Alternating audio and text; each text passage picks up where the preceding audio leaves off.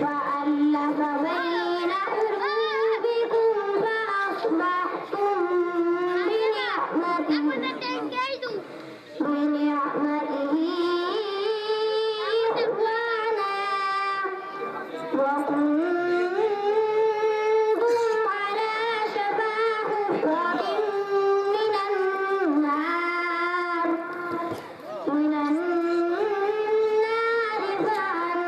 فأنقذكم منها كذلك يبين الله لكم آياته لعلكم تهتدون ولتكن منكم أمة يدعون إلى الخير ويأمرون بالمعروف وينهون عن المنكر وأولئك هم المفلحون ولا تكونوا كالذين تفرقوا واختلفوا من بعد ما جاءهم البينات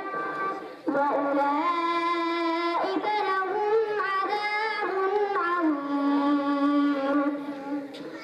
يوم تبيض وجوه وتسود وجوه فأما الذين اسودت وجوههم أكفرتم بعد إيمانكم فذوقوا العذاب بما كنتم